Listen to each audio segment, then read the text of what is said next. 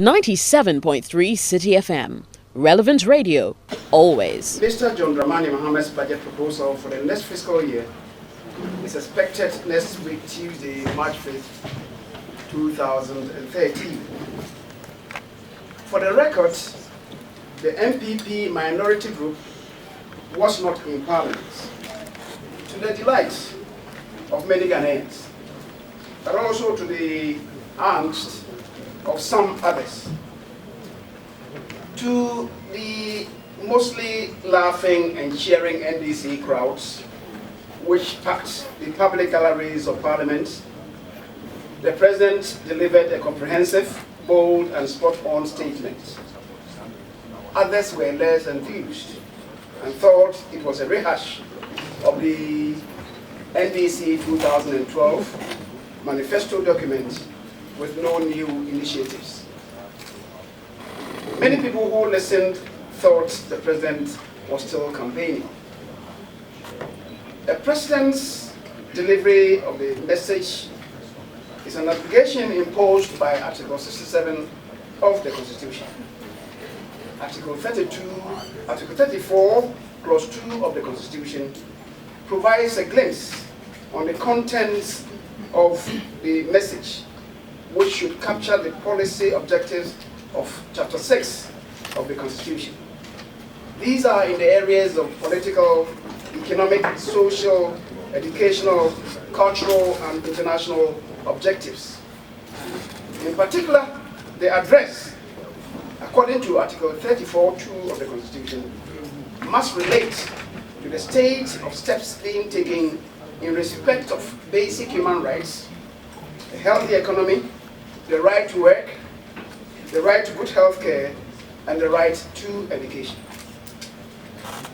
Because the economy is so pivotal to our national life, we want to begin the discussion with the state of the economy.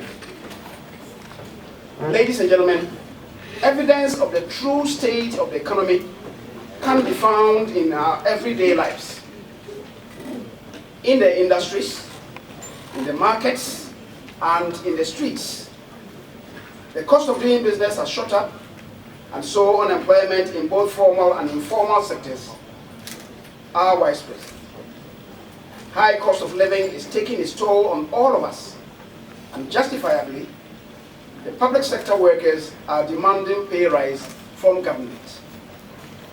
In brief, standards of living are falling, life is becoming unbearable, and our people in Ghana's credit rating from B+ that could fall bequeathed to this administration, that is B+ stable, to B+ negative. Ladies and gentlemen, again, this is the true state of the nation's economy. I think we can relate a bit to the single-digit inflation, the chorus that they always churn out. So permit us to comment on the strange single-digit inflation. Instead of dealing with the practical economic challenges ordinary Ghanaians are grappling with, government is busy praising itself for achieving single-digit inflation for so long.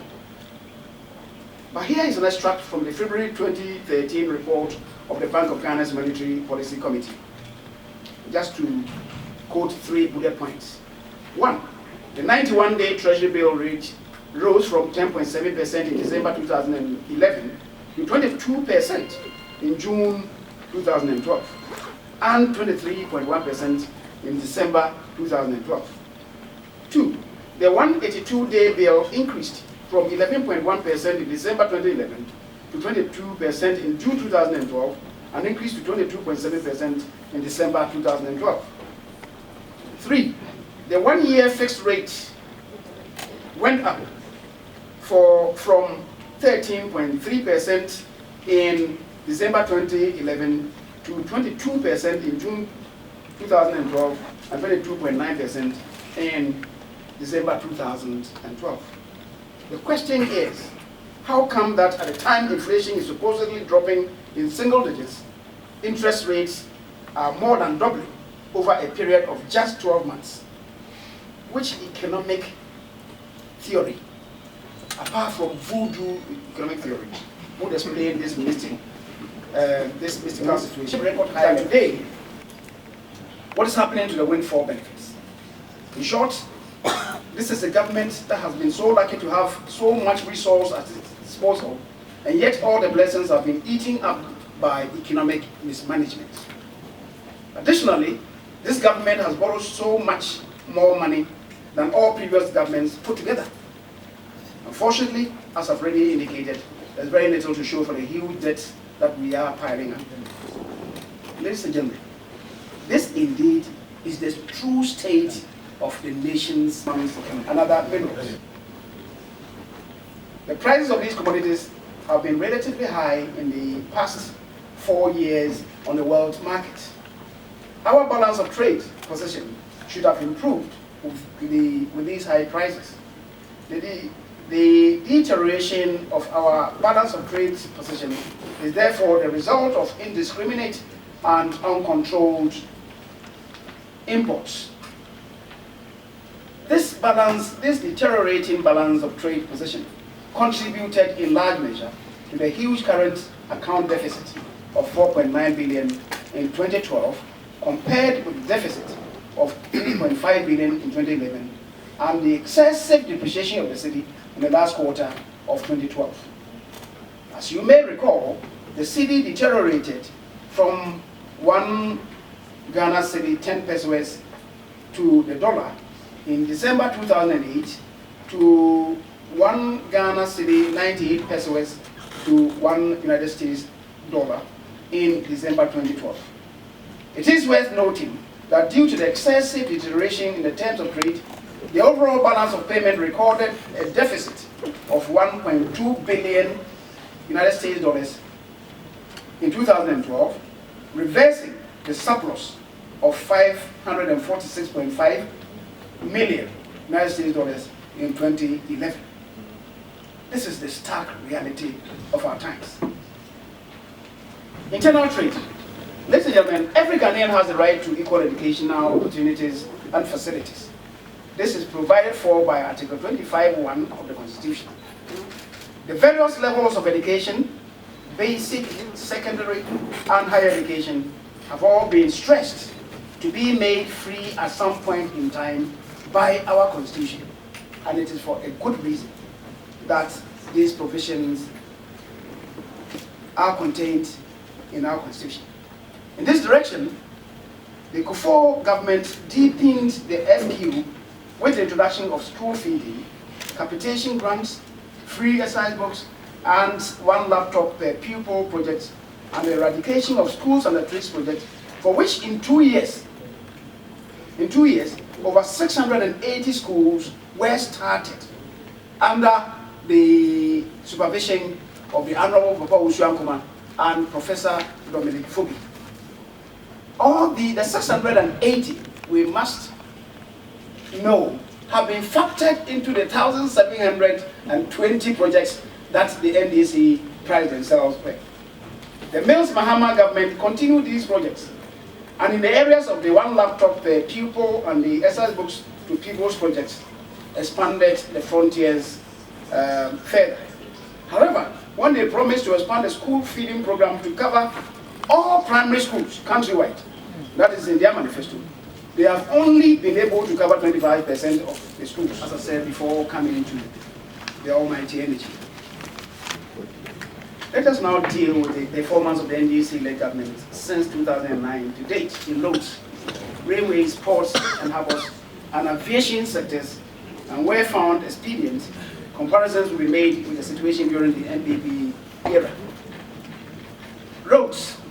The nation's road network suffered the worst maintenance records in the history of our dear country during the administration of the NDC government between January 2009 and December 2012. Well, to date, I should add. Maintenance of our roads have not only been of poor quality and slow-paced, but has been of untimely interventions. This neglect has resulted in rapid deterioration of our roads. Our roads are bedeviled with 1, potholes, some of which have been expanded and deepened to qualify as manholes as a result of neglect. B, very bushy roadsides reducing safety of motoring public, and early failure of the edges of the roads, poor road surfaces of sections of Central Corridor and Bui Hydro Project, which together will add about 532 megawatts of generation capacity. Before the NPP left government in 2008, 3 other generation projects were either completed or advanced. The Tema 1 thermal plant, which was to produce 126 megawatts, Tema 2 thermal plant, 50 megawatts, and the Pong thermal plant, 230 megawatts, which was 20% at the time complete. Other private initiatives were supported by the NPP government. The Asogli plant, 200 megawatts, Osuno, now called Sent, to produce 126 megawatts, and Sent Power, 330 megawatts. These were the thermal projects, the private ones that the NPP supported. But for these initiatives, ladies and gentlemen, the crisis would have been worse. At this point, we need to ask the NDC what new investment they have initiated or made since they came to power in 2009. What is known to us is the 2 megawatt solar power plant in Navrongo. And we challenge the NDC to tell Ghanaians what they have done so far since 2009 to address the energy sector challenges in the country. Apart from the power generation, the other cause of the energy crisis is the poor distribution network. Between 2001 and 2008, the NPP provided the Electricity Company of Ghana about $300 million for critical investments in the distribution network.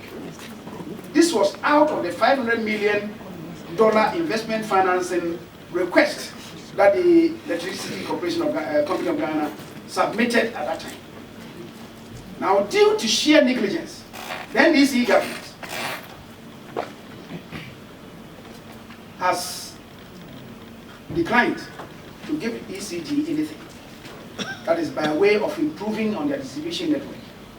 And because of this, the request today from ECG stands at $600 million.